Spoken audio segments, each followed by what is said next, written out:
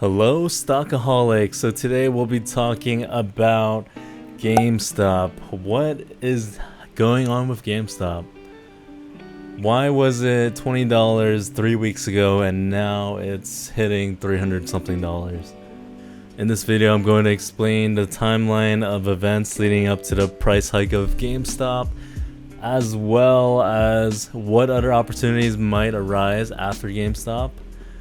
I'm also going to give you my opinion on what I will think this will lead to in the future of trading as a whole. So everything started in June of 2019 when a Wall Street Bets user by the name of DFV posted that he was buying 50k worth of GameStop calls, and that he then posted updates every month and named it GME YOLO update. Also, in August 22nd of 2019, Michael Burry, the guy who was known for the big short and cashing in on the sub-mortgage prime crisis, he disclosed a 3% position in GameStop and noted that 95% of GameStop's physical stores are net cash positive. Furthermore, in August 31st of 2020, Ryan Cohen, the CEO of Chewy, takes a 10% position on GameStop. Fast forward to September 19th of 2020, a Wall Street Bets user writes a post about GameStop and notes that it has 120% short interest. What that means is that there are a lot of positions betting that GameStop will fall in price. So eventually, a month later, in November 16th, 2020, Ryan Cohen writes a letter to the GameStop board of members and urges the company to conduct a strategic review and formulate a plan to evolve their business model during COVID times when their physical store sales were going way down. Also, a little bit after, in November 2020, someone in Wall Street Bets notes that a reputable hedge fund firm, Melvin Capital, was going long in GameStop puts, and that they have been actually long for 4 years so far. What that means is that they were betting that GameStop will decrease in price, and that they had only changed their position, which they held for 4 years. They completely 360'd from that. So leading up to recent times in the beginning of January 2021, GameStop strikes a deal with Ryan Cohen and adds him to the board of directors, and also gives him 2 seats for his former CFO and COO of Chewy, bringing their quote-unquote experience in e-commerce, finance, and marketing to the board. Not only that, but the prospect of GameStop evolving its business model into something more digitally focused, it was very exciting. So right after GameStop announced that, the stock goes up 13% that day and closes at $20 a share. Throughout January 12th and 13th of 2021, you see tons of activities and threads on Wall Street Bet Reddit and StockTwits and Discord, as well as many Facebook groups. These posts were titled "Ryan Cohen will be our savior," and just completely showed that coin. By now, on the 14th, the stock closed at $40. Jesus. For an entire week, there is bloodshed and a tug of war between retail investors and big institutional firms on Wall Street. You have retail traders shilling GameStop and urging people to take long positions that the price will, betting that the price will go up. Meanwhile, you have hedge firms just completely doubling down on their positions and shorting GameStop over and over. Eventually, these Wall Street firms take 140% of shares outstanding, more shares that are available in short positions.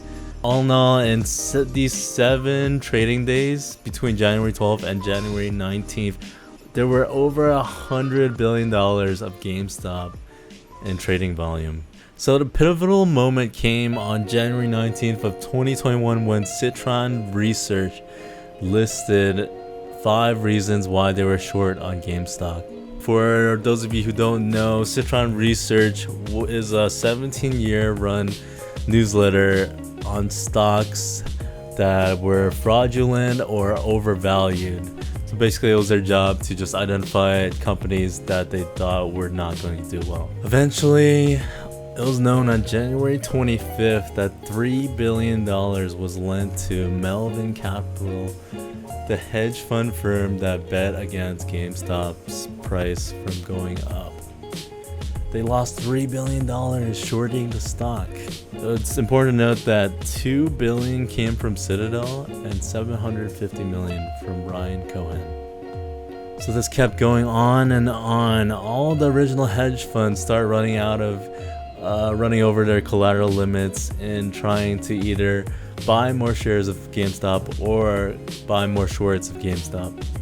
All this spills over into their other investments, and that's why you see a huge selling in positions for Apple, Netflix, and Amazon, just to make up for their losses. That's how crazy this thing is.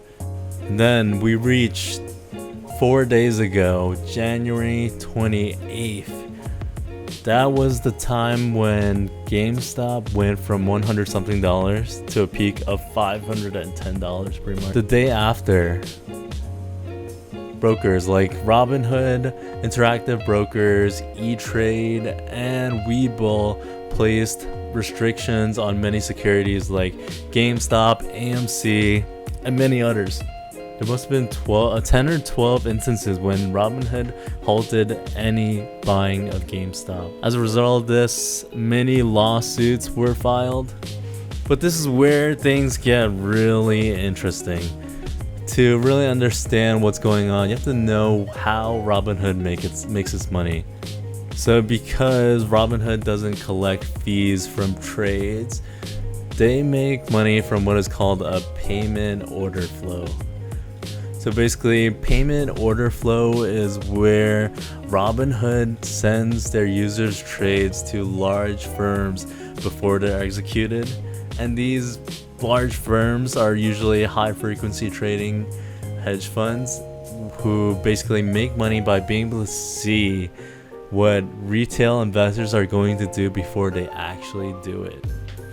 In fact, what's even more interesting is that one of Robinhood's largest sources of income is called Citadel Securities.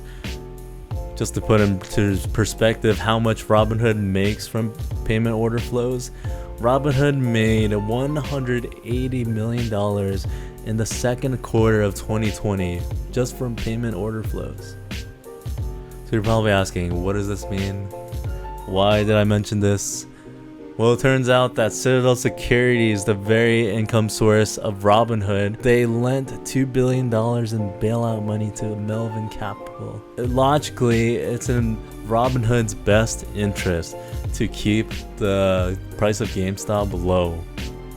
So one might assume maybe that they're restricting these trades just to do that. Eventually, the restrictions on the buying of GameStop and AMC and all this other stocks worked. And on Thursday, the share price of GameStop plunged from $470 to $132. So going forward, what can we expect? Well, traders are definitely not happy because of all the restrictions Robinhood placed on several stocks like BlackBerry or Express or Nokia or even Beyond Meat and a bunch of other stocks. So going forward, all these people are going to move on to other platforms like Webull, maybe TD Ameritrade, where there aren't as many restrictions. Also, as we can see, Dogecoin is doing very well. So my guess is that people will actually move into a more deregulated space, like the cryptocurrency space. Maybe more people would be interested in looking into how to invest in crypto and other altcoins, like on Gemini, Kraken, or Binance US, because it's apparent right now that No one cares about the intrinsic value of what a stock or security has. Everyone knows by now that they can hype or pump a useless coin like Dogecoin that has absolutely no value or use case. They can pump it 800%. Actually, I predicted that Ripple will go up after Dogecoin because it only makes sense. So chances are Cardano, and then maybe Ethereum, and maybe Ethereum Cash, and then maybe Bitcoin Cash will all feel a little pump. You know, like that's usually what happens.